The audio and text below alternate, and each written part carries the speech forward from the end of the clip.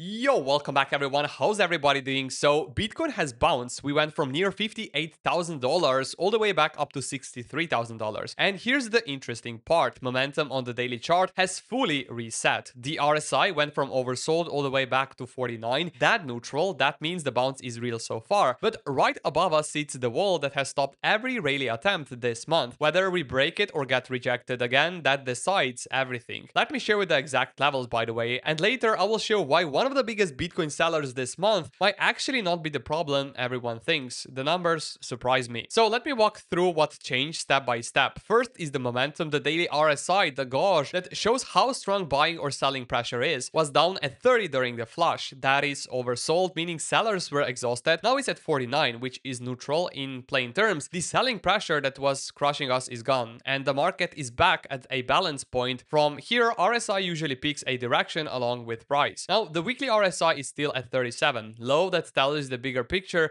is still beaten down. So short-term momentum has recovered. Long-term is still in the bottom zone. That mix is exactly what early recoveries look like, but it is also what failed bounces look like, which is why the levels matter so much right now. So quick value check, the MVRVZ score, think of it as the whether Bitcoin is cheap or expensive versus what holders actually paid, is at 0.30. Still firmly in the cheap zone, and fear is at 19, still extreme fear. So Bitcoin remains cheap and people remain scared. Historically, a good backdrop for bottoms, but never a timing signal on its own. Now, let's talk about the levels, because there is one price above us that has rejected this rally twice already, and one below us that absolutely cannot break. And also, by the way, if you want to trade with us, you can take advantage of a free bonus using the first link down below in the description. You click the link, you register on BitUnix, and only after you register, you're already going to get 20 USDT completely for free. Then make sure you deposit at least 100 USDT and you get another 20 USDT on top of that. And when you open up your first trade, you're already going to get even bigger bonuses. So make sure to use the first link down below in the description. Now let's talk about the map. One wall above, one floor below, and two bigger targets. The wall, $64,500. Bitcoin tried to reclaim it on Monday and got rejected. That rejection is what kicked off this week's dip. So that is the level to beat. A clean daily close above 64,500 tells us the bounce has real strength. Until that happens, every push-up is just a test. The floor, $60,000. That is the support everyone is watching, and the analyst flat out says a retest of it is increasingly probable in the near term. Holding $60,000 keeps the recovery alive. Losing it opens the door back to the $58,000 low. Above the wall, two bigger targets. First, the 200-week trend line at $68,000, the long-term level that has capped this whole move. Then the 200-day at $75,000. Those are the levels that turn this form a bounce into a real trend change. So the setup is simple and honest. We are trapped between $60,000 and $64,500. The side that breaks first sets the next big move. And with momentum sitting at neutral, this is a coiled spring. It will not stay in this box for long. Now, the part I promised, the big seller everyone is worried about, and why the actual numbers tell a calmer story. Quick and simple strategy. The company that owns more Bitcoin than anyone sold about 3,600 Bitcoin this week, worth $216 million to pay its dividends. That headline scared people, and it's part of why price dipped. But here is the other side, and this is the part that surprised me. Analysts at Bernstein looked at the books and said strategy is unlikely to ever be a forced seller. It has 70 months of cash to cover its payments, its debt is only about 13% of what its Bitcoin is worth, and its next big bill is not due until 2028. They actually kept their year-end Bitcoin target at $150,000. So yes, the selling is real pressure, but the panic version of the story does not match the numbers. The bigger pressures right now are macro, and I will keep it in one breath. Oil jumped from $68 to $74 as the US-Iran deal fell apart, and that pushes inflation up, which means markets now see rate hikes as more likely than they did a month ago. Higher rates are headwind for Bitcoin, and ETF money has been quietly leaking out as well. Small daily outflows, nothing dramatic, but not the buying support we want either. And not only that, if you still haven't used the first link down below, now is really the time. You click the link, you register on BitUnix, you get 20 USDT for free just for signing up. Deposit at least 100 USDT and you get another 20 USDT. And when you open up your first trade, you get even bigger bonuses on top of that. Everything is in the first link down below in the description, by the way. Now, there are two ways out of the box. Scenario 1, the breakout. The bounce keeps its strength and Bitcoin closes a daily candle above $64,500. That confirms the recovery and the path opens to the long-term trend line at $68,000. Break that too, and the bigger target at $75,000 comes into play. With momentum reset to neutral, there is plenty of fuel for this move if buyers show up. Now, there's scenario 2, the rejection. The wall holds again, third rejection, and price rolls back down to retest $60,000. If $60,000 holds, we just reload in the box and try again. If it breaks, we head back to where the $58,000 low, and possibly the deeper buy zone near $53,000 that we covered in the last video, the level where past bear markets have bottomed. So the plan is simple. The line above is $64,500, a daily close above it, and the bounce is confirmed. The line below is $60,000, lose it, and the lows are back in play. Momentum is neutral, Bitcoin is still cheap, fear is extreme, the spring is coiled, and one of these two levels breaks soon. None of this is financial advice, by the way, just me walking through the chart. Trade your plan and manage your risk, please. The wall, $64,500, the floor, $60K. The tell, which one breaks first? So let me know in the comments, breakout or rejection. Thank you so much for watching, and if you haven't already, drop a like down below, subscribe to the channel as well, and I will talk to you guys in the next video.